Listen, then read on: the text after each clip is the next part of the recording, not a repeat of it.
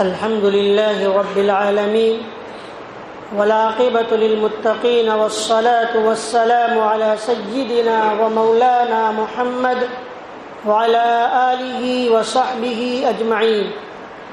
أما بعد فأعوذ بالله من الشيطان الرجيم. بسم الله الرحمن الرحيم. فإن لم تفعلوا فأذنوا بحرب من الله ورسوله.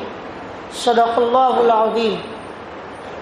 محترم بزرگوں اور دوستوں، میں نے آپ کے سامنے قرآن پاک کی جو آیت کریمہ تلاوت کی،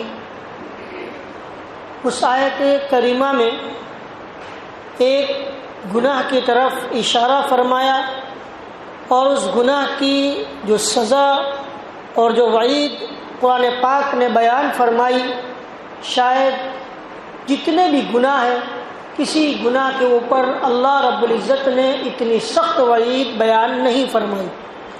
اس سے اندازہ لگائیے کہ وہ گناہ کتنا خطرناک گناہ ہوگا اور کتنا اللہ اور اللہ کے رسول صلی اللہ علیہ وسلم کی نگاہوں میں کتنا برا ہوگا. مگر اتنی سخت وعید اور اتنی سخت سزا اور اتنا زبردست چیلنج اللہ کی طرف سے، اس کے باوجود آج امت اکثریت میں اس گناہ کے اندر مبتلا ہے. آج ہم اور آپ، یہ جو ہماری زبانوں سے یہ بات نکلتی ہے کہ ہمیں سکون نہیں ملتا اور ہم پریشان ہیں، زندگی سے ہم پریشان ہو چکے، مگر کبھی ہم اس بات پر غور نہیں کرتے کہ ساری پریشانیاں آنے کے باوجود ہم اللہ تبارک و تعالیٰ کی جس نافرمانی میں مبتلا ہے وہ نافرمانی کیوں نہیں چھوڑتے. اور جو حالات ہم پر پیش آ رہے ہیں اور سخت حالات پیش آ سکتے ہیں، ان حالات سے نجات کا ایک ہی ذریعہ ہے کہ ہم جن گناہوں کے اندر، جن نافرمانیوں میں مبتلا ہے، ہم اس کو چھوڑ دیں. اللہ تبارک و تعالیٰ نے فرمایا یا ایھا الذین آمنوا اتقوا اللہ وذروا ما بقی من الربا،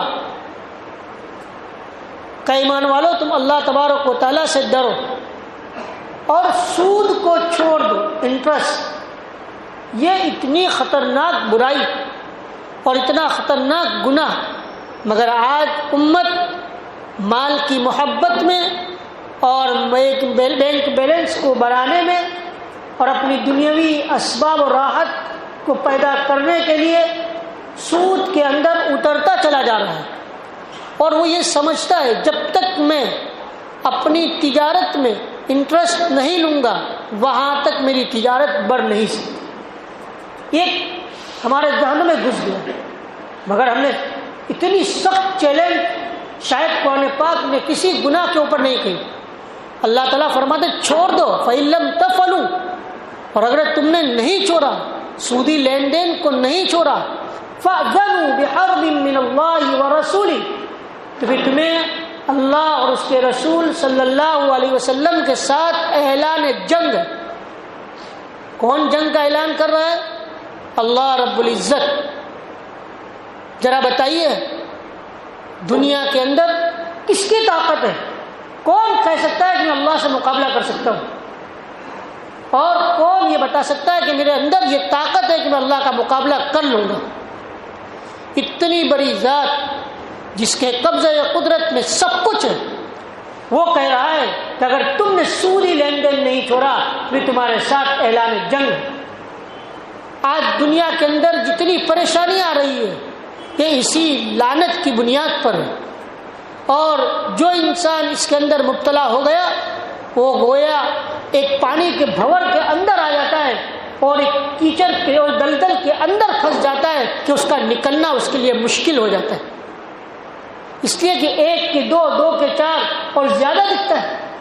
حالانکہ اللہ تبارک و تعالیٰ فرماتے وما آتیتم من ربا لیربو فی اموال الناس فلا یربو من عند اللہ وما آتیتم من زکاۃ تریدون وجہ اللہ. یعنی جو انسان سودی لین دین میں مبتلا ہوگا اس کا مال کبھی بھی نہیں بڑھ سکتا. ہاں صحیح طریقے سے اللہ کے راستے میں خرچ کر رہا ہے، زکوٰۃ کے ذریعے، صدقہ و خیرات کے ذریعے، اس کے مال کے بڑھنے کے بارے میں تو اللہ تبارک و تعالیٰ نے قرآن پاک میں وعدہ فرمایا ہے۔ مگر سودی لین دین میں صاف اعلان ہے، جو ان اللہ هو الرزاق ذو القوۃ المتین، کہ جو رزاق ہے، جس کے قبضے قدرت میں رزق کے خزانے ہیں، جس کے قبضے قدرت میں سب کچھ ہے، وہ کہہ رہا ہے تم کتنا بھی سودی لین دین کر دو، تمہارا مال کبھی بڑھنے والا نہیں۔ اور ایک لعنت یہ ہے کہ جو انسان سودی لین دین میں مبتلا ہوتا ہے، سودی کاروبار میں مبتلا ہوتا ہے، وہ بخیل ہو جاتا ہے۔ حضرت حکیم الامت مولانا تھانوی رحمۃ اللہ علیہ کا ملفوظ ہے کہ جو انسان جتنا سودی لین دین میں پڑے گا اتنا ہی وہ بخیل ہوتا چلا جائے گا۔ مال کی محبت اتنی بڑھے گی، اتنی بڑھے گی کہ جب کوئی بھی کام کرے گا تو پرسنٹیج دیکھے گا کہ اتنے ٹکے والی ہے، اتنا ہے، مال خرچ کر ہی نہیں سکے گا، اور مال کا خرچ کرنا اس کے لیے بڑا دشوار ہو جائے گا۔ اس لیے اتنی خطرناک لعنت اور اتنی خطرناک برائی ہے۔ بلکہ آج عجیب و غریب ہے، بہت سے لوگ تو بیچارے جس کو نبی کریم صلی اللہ علیہ وسلم کی سیرت مبارکہ اور آپ صلی اللہ علیہ وسلم کے زمانے مبارکہ کے حالات مکمل طور پر معلوم نہیں، تھوڑا بہت آج کے اعتبار سے کچھ پڑھ لیا تو وہ اشکال کرتا ہے، اعتراض کرتا ہے، ارے بھائی یہ سودی لین دین جو کاروبار کا ہے اس زمانے میں اتنا بڑا کاروبار کہاں تھا، اور یہ سب چیزیں اس زمانے میں کہاں تھی؟ وہ تو نبی کریم صلی اللہ علیہ وسلم نے اپنے زمانے مبارکہ کو دیکھ کر اس کو حرام فرمایا تھا۔ مگر جو انسان نبی کریم صلی اللہ علیہ وسلم کے زمانے مبارکہ کے حالات سے مکمل واقف ہے وہ کبھی نہیں کہہ سکتا۔ جو کچھ آج پیش آ رہا ہے اور جس طریقے سے آج ہم اور آپ اس لعنت میں لوگ مبتلا ہے، وہ اس زمانے میں بھی تھی اور آج بھی۔ اور ایک بات یاد رکھے کہ قرآن جس بات کو منع فرما دے وہ اس زمانے کے اعتبار سے محدود نہیں ہے۔ قرآن تو کلام ہے، قیامت تک کے آنے والوں کے لیے احکامات ہیں۔ قرآن جو کہے گا وہ قیامت تک کا حکم ہوگا، اور قرآن نے جس بات کو حرام کر دیا وہ کیسے حلال ہو سکتی ہے؟ وَحَلَّ اللَّهُ الْبَيْعَ وَحَرَّمَ الرِّبَا۔ تم اگر اسی سودی کاروبار کو بزنس اور تجارت کا نام لے لو گے تو اس تجارت کے نام لینے کی وجہ سے وہ حلال نہیں ہو جائے گا۔ اس لیے اللہ تبارک و تعالیٰ نے بڑی سخت وعید بیان فرمائی ہے، اور یہ ایسی لعنت ہے، یہ مال کی محبت ایسی ہے کہ انسان کو مٹی کے علاوہ اس کا پیٹ نہیں بھر سکتا۔ اس لیے کہ جب انسان اس میں پھنس جاتا ہے، ایک کا دو، دو کا تین، دو چار کا پانچ، زیادہ اور آ جائے اور آ جائے اور انٹرسٹ لیتا ہے۔ ہم نے تو ایسے لوگوں کو دیکھا ہے کہ جو اس بلا میں اور اس لعنت میں مبتلا ہوا ہے وہ نکل تو نہیں سکتا بلکہ اور پھنستا چلا جاتا ہے اور اپنا سب کچھ بیچ ڈالتا ہے۔ اس لیے بہت سخت لعنت ہے، بہت سخت لعنت ہے، اور اللہ تبارک و تعالیٰ کا سخت چیلنج ہے۔ یہ آج کل جو لوگ اپنے فکس ڈپازٹ میں رکھ کر انٹرسٹ لینا اور سودی لین دین کا کام کرنا، پیسے دیا تو انٹرسٹ پر پیسے دے دیے، اور کسی کو قرض دیا تو انٹرسٹ پر دیا، یا اپنی تجارت کو بڑھانے کے لیے بہت سے بیچارے ہمارے بھائی تو یہ جملہ بول دیتے کہ بھائی اگر تمہیں بازار میں ٹکنا ہے اور تمہیں تجارت کرنی ہے تو تمہیں یہ تو کرنا ہی پڑے گا۔ یاد رکھیے اللہ تبارک و تعالیٰ جو انسان حلال طریقے سے کمانے کی فکر کرتا ہے، کوشش کرتا ہے، اللہ رب العزت اس کے لیے راستے بھی کھول دیتا ہے۔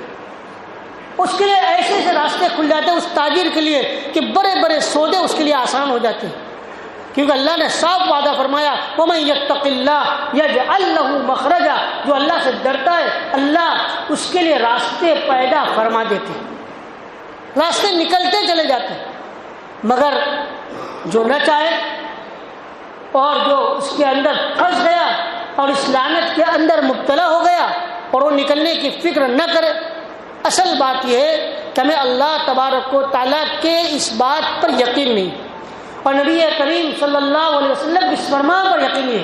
حضور پاک علیہ السلام نے فرمایا انسان جب پیدا ہوتا ہے تو ماں کے پیٹ سے جب وہ پیدا ہوتا ہے اس وقت اس کی روزی لکھ دی جاتی ہے کہ تجھے اتنا ملے گا۔